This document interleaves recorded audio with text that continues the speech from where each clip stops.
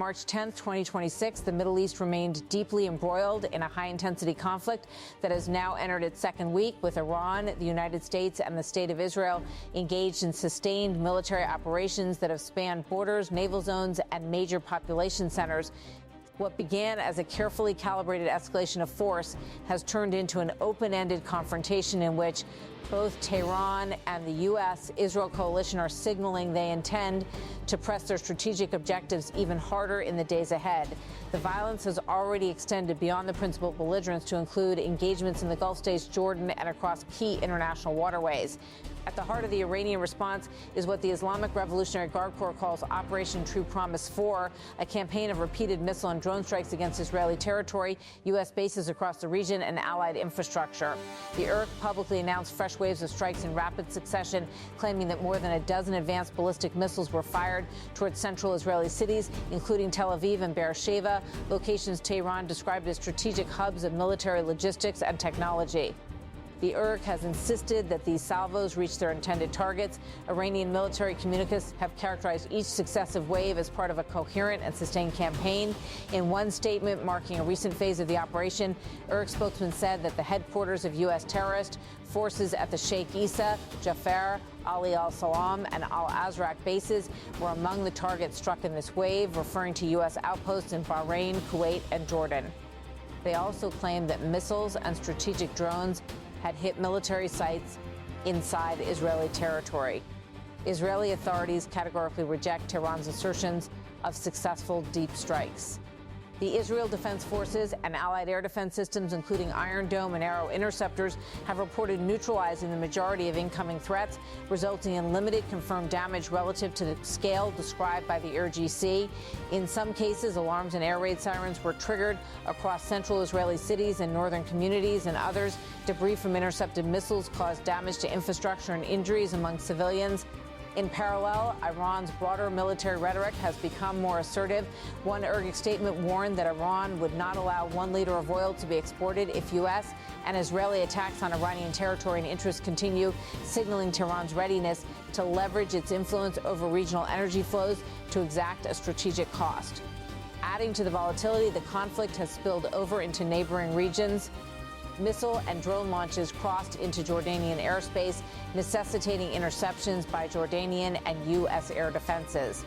Iranian projectiles also rained on Bahrain, striking near the U.S. Fifth Fleet headquarters and injuring workers, with at least one civilian casualty reported from falling debris. Across several Gulf states, air defenses engaged salvos thought to be intended for U.S. and allied units, leading to precautionary closures and evacuations. The United States and Israel launched their own series of extensive air and missile strikes against Iranian targets starting on February 28, 2026, in what the Israeli government designated Operation Lion's War, a coordinated offensive that struck military and infrastructure targets in Tehran and elsewhere inside Iran. These strikes, described by the Israeli military as preemptive and calibrated to degrade Iran's strategic capabilities, also involved U.S. military assets and support roles. The Israeli military leadership has released operational assessments of its campaign inside Iranian territory. They have reported strikes against airfields, missile launch sites, command facilities, and transportation networks used by the Islamic Revolutionary Guard Corps and its affiliated units. The item has also released figures asserting that significant numbers of Iranian military personnel, including senior commanders, have been killed or wounded in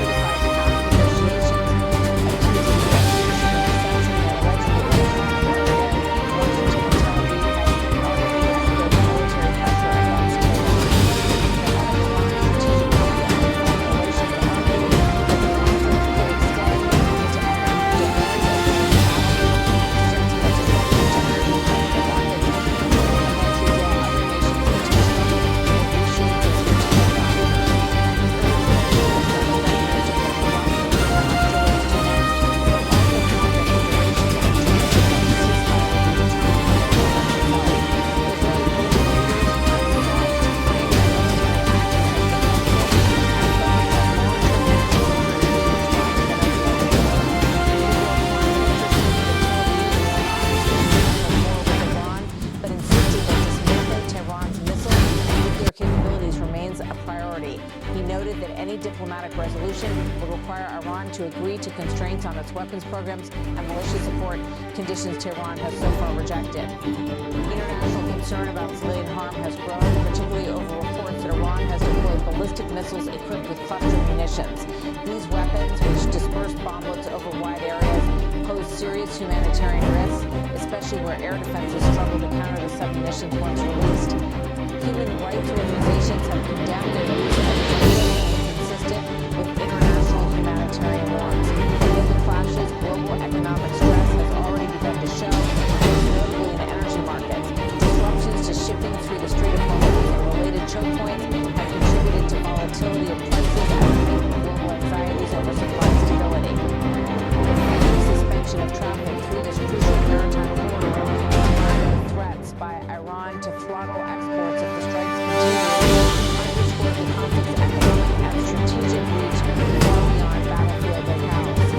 Across the region, nations are watching carefully. Gulf allies express frustration over how the conflict unfolded, with some officials probably lamenting that they were not adequately notified ahead of the U.S.